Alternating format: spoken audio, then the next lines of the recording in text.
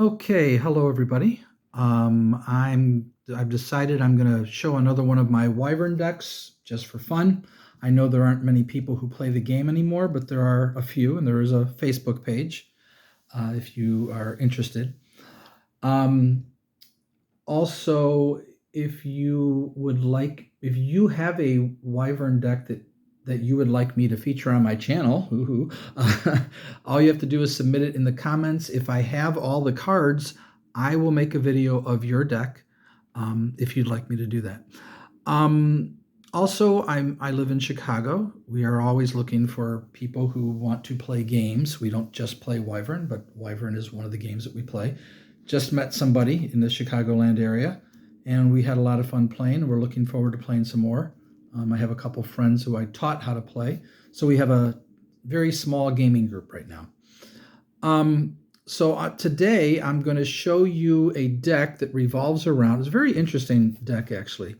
If you are into Wyvern, I'm sure you're familiar with this deck. It's called Windsock Banner. Let me make sure the focus is there. It's a 1 gold treasure that says all your archers gain +1 and cannot be stopped by any battle action or reaction cards. So it's very powerful. The problem is, archers, while they are great in that you get a +2 strength modifier for free, they're limited in how they are used. They can only be used when defending, and they cannot be played on flying or subterranean dragons. I'm assuming that the theme here is archers. They can't shoot up if your dragon's flying. They can't fire their arrows. And I guess subterranean, I don't know. It only works on the dragons on the ground. So they get the archers. And then there's Royal Archers. Royal Archers is a very cool card. Plus, again, now this one costs 1 gold, so it's +2 for 1 gold, but playable only by the defending player, not on flying or subterranean dragons again. If target dragon survives this battle, okay, so you have to survive. You can't lose the battle. Or no, you can't die. You can lose the battle. If it survives, put a +1 or -1 strength counter on any face-up dragon. So if your opponent has another face-up dragon, if you've defeated their dragon, you could put a -1 counter, but you can just keep buffing your guy as long as he survives. And that's pretty cool. So that is the theme of the deck. Windsock Banner and 8 archers. There's only 2 different archers in the game. They needed a couple more, like they did with Dwarven armies. There's like 4 different Dwarven armies in the game. But there are other things we can do. And one of those things is we can play Castle, which while they are not archers, but they can only be played when defending, and you get +3 for 1 gold. So you don't get the Windsock buff. It's not going to help with Windsock. They can counter this or, steal it or whatever. It's still a good card. I considered only playing 2 of them since they're not archers. But right now I'm running 3 for the deck. Okay, there's only 2 other treasures I put in the deck, and one of them is this fun one. It's a Precious Gems, very expensive, 3 gold, which might be too much, but I had to include one just for the theme of the deck. Each dragon in this row gains +2 strength while defending, including against dragon slayers. So it just fits the theme. And I try to make decks thematic. Sometimes it's really fun to build thematic decks. So I'm only defending. I have no flyers or no subterranean dragons in the deck, which means I'm going to be swapping out a lot. So I need my opponent to attack me, and that can be a problem. And I'll show you a couple things that I've done, and I'm totally looking for other suggestions as ways to make this deck better. So if you have any, feel free to leave a comment. Decided to go with 1 magic potion just because it's always a good treasure to have. For 2 gold, you get as a battle action, 1 dragon in this row can help any other dragon in this row in a battle. So now my defense, if I sit there on defense and I've got a Windsock Banner and a magic potion, that's pretty cool. Now I can't do all 3 because it's all in this row. So I can't get all of it. But I think it's worth having 1 in play because it can be a powerful effect. We've already seen the archers, the Royal Archers, and the castle. Okay, had to go with 2 cards to help against Dragon Slayers because I'm going to be sitting there. Very likely would face up dragons sitting there on defense, not swapping those out. I'll be swapping out face down cards because I'm not going to be attacking. So 1 Marina, because I can't play 2 of the Kiss cards. Kiss of the Succube, I think it's pronounced. For 2 gold, Kiss of the Succube is played in response to the play of a dragon. Or is that just pronounced succubus? I don't think so, because it's not spelled the same. In the play of a Dragon Slayer, the Dragon Slayer is discarded with no effect, and you can destroy any card on the table. It's a very powerful card. So one of those and 1 Marina, just so that I have a way to stop some Dragon Slayers.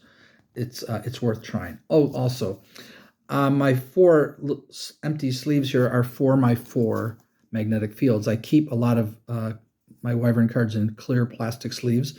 And I don't have enough magnetic fields for all of my decks, so I keep 4 on the side, and when I want to play a deck, I just put them in. So here's the sleeves for the magnetic fields. So there's 4 magnetic fields in every Wyvern deck I play.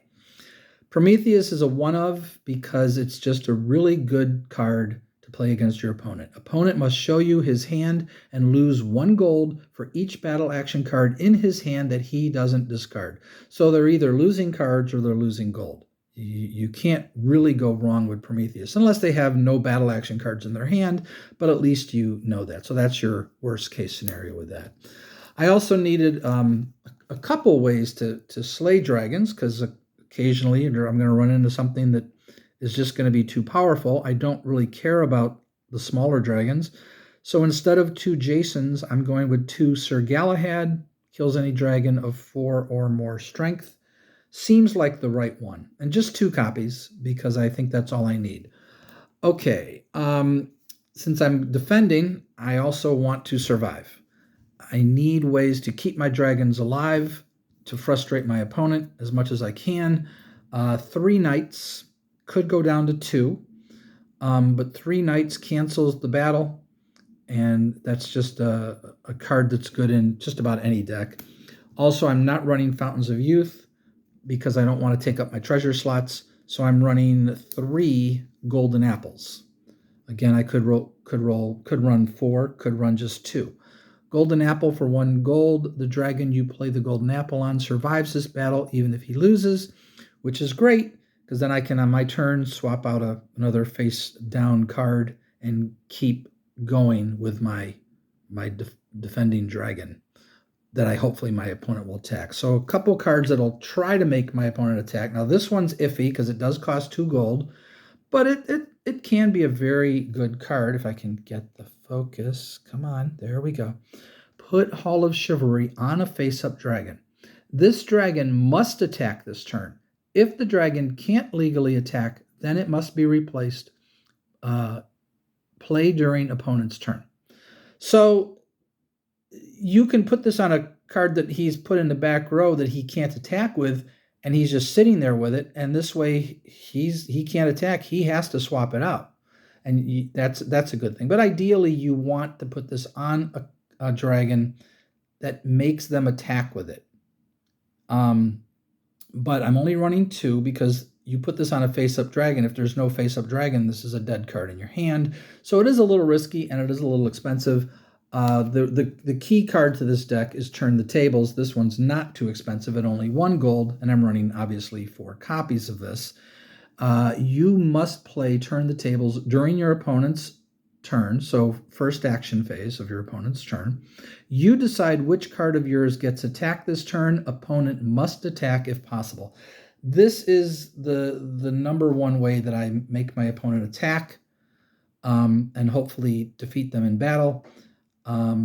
That's why I have 2 Dragon Slayers in case I don't defeat them and I need to get them that way. That's also why I'm running 2 Halls of Chivalry. So it gives me 6 ways to make my opponent attack me. So 1 Volcanic Eruption, which is pretty much a must in every deck because you're only allowed 1. Bring any card back from your treasure hoard discard pile to your hand for 2 gold. So it gets back one of these cards that I really need.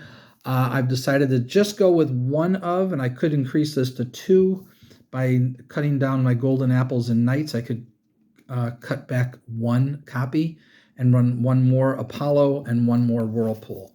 So Whirlpool, oh, this is the original. It was free. I think it was, I think it's supposed to cost 1 gold. I think they both cost 1 gold. Draw 2 cards from your treasure hoard draw pile. Either this is an action, or this one, or Apollo is a battle action. So I'm guessing this is the original. Whirlpool was originally free, and they upped it. I'm guessing that's what that means. I forget how that worked. Anyway, excellent cards. Might run two of each.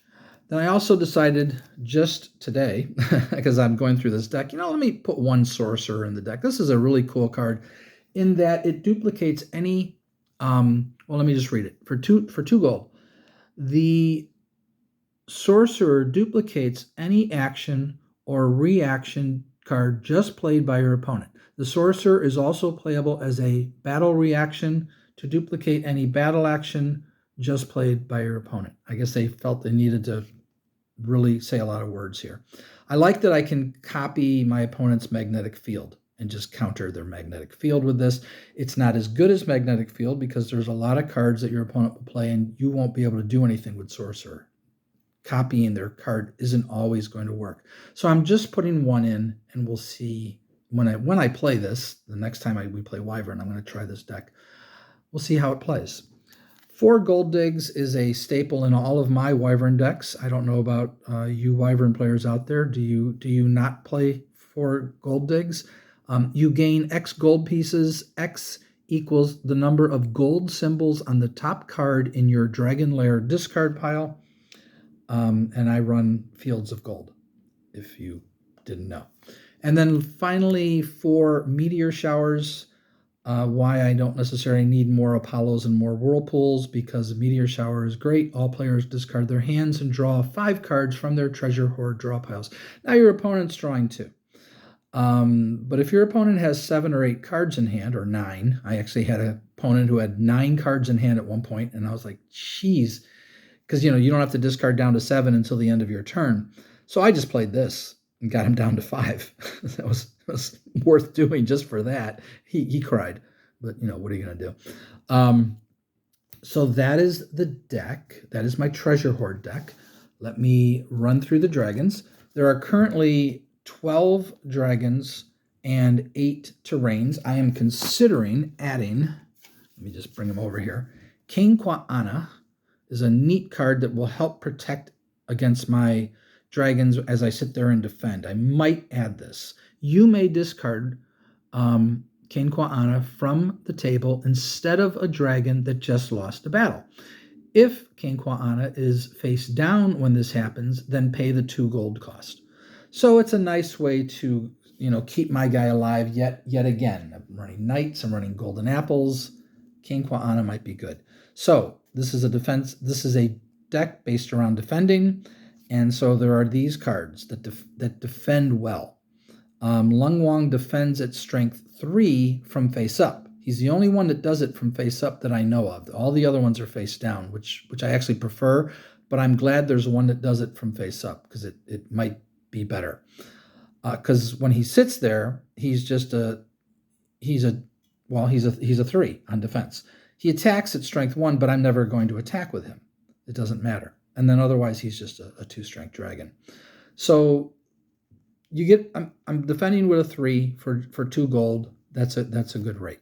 Kakutan, now it switches. Kakutan defends at 4 strength from face down, which I want. So you attack, and then you're attacking my face down card. It's Kakutan. He's a 4. He only cost me 3.